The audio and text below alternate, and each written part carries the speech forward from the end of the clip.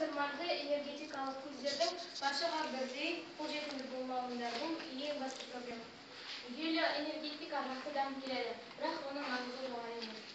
Дегенмен де, осы балама қуат көздерінің арқылы өндірілетін электр энергиясы көмір, мұнай арқылы өндірілетін электр энергиясы деңгейіне жетпей келе жатыр. Бұл балама қуат көздері көмір, су, электрлермен алмастырмайды.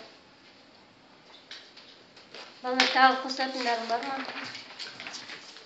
Алдарында мәтіннен қара, тағы қандай жағымсыз тұстарын айтуға болады. Кімнің қандай ойы бар қосатын? Бірақ бұның Қазақстанда әлі толық дамымағандығын туралы айтып кету керек. Айтып кету болады. Су қалмайды. Жақсы. Болыңдар ма, Аяжан? Аяжан мен Ақгүлге шапалақ. Келесі. Игеруде көшбасшы болуға тиіс. Ұлы жарылыс салдарынан пайда болған галактикалық элементтер аспан асты кеңістігіндегі тіршілік көзі болып табылады. Бұл жобаның негізінде адам және ғарыштың үздіксіз байланыс идеясы салынған. Бұл халықаралық ғылыми зерттеу орталығы болды.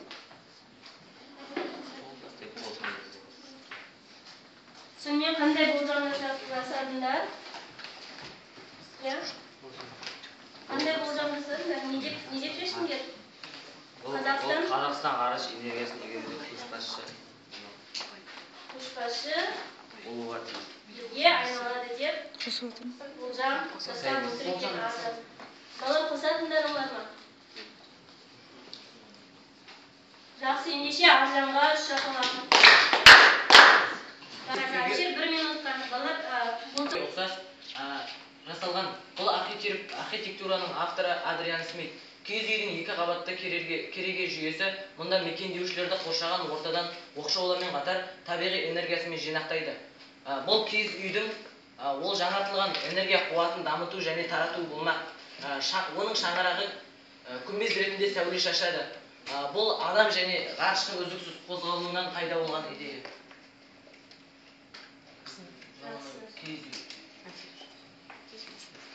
Тағы балалар қосатындарың бар ма? Жақсы, ендеше Әлшердің презентациясына бір сәтке назар аударыңдар. Бұл Алтайдікі, қазір Әлшерді қосатын.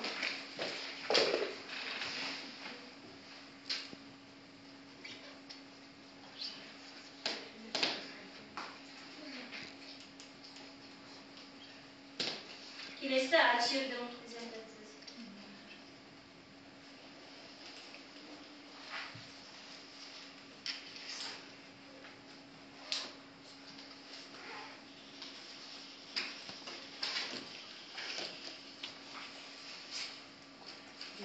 Әлшер өзің не?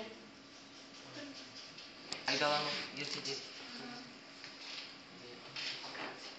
Наушы? Қазақстандағы электр энергетикасының жағдайының нарқы. Қазақстан энергиясын дамытудағы жобалар. Қандай жобалар бар дейді?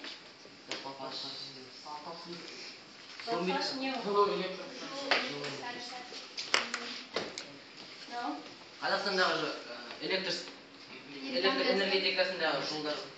Қанша кезеңнен тұрады дейсіз бе? 3 кезеңнен тұрады. Енді мынау? Электр энергиясын пайдаланатын меншік иелері. Астанада өтеді. 2017 жылы. Қандай тақырыппен өтеді деп жоспарлап отыр? Балама энергия. Балама энергия өз. Тағы. Асыл экономика. Асыл экономика. Аты әрет олай? Табиғи жол. Ешкім білмей ма? Кеше айтып жүрдіңдер ғой сендер? Болашақтың энергиясы. Жақсы, ендеше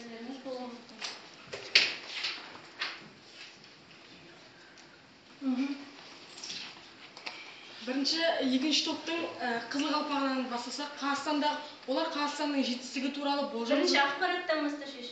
ақпараттар Бірінші аққалпақ біріншіден бастап. Мақсат. Олар электр энергиясының айырмашылығы жайлы түсіндірді, және де олардың қанша пайыз жұмсалатындығын, жылу электр энергиясының жайлы түрлі ақпараттар беріп өтті. Ал сары қалпақ болса, олар Ленц заңы жайлы айтып өтті, формуласын жазды, және де формуласын түсіндірді. Ал қызыл қалпақ болса, Қазақстанның жетістігі туралы болжам жасады, және де бұл болжамның шындыққа ұласуы да өте мүмкін. Ал жасыл қалпақ болса, өздерінің шығармашылық идеяларын ұсынды, презентацияларын жасады, заманауи киізге ұқсас екендігін павильонның оны да түсіндіріп өтті. Бесінші. Олар өзіміздің топтағы жағымсыз жақтарын айтқан кезде, оларда барлық жағымсыз жақтарын айтты, және де олардың жағымсыз жақтары келесіде ескерілуі мүмкін. Қандай нақты жағымсыз жақтарын айтты? Өзің тобың туралы айтып. Желге байланысты электр энергияны өндірудегі біздің кемшіліктерді, және де оның басқа ел ол жағына бірінші орында тұрғандығын айтты. Жақсы, тамаша.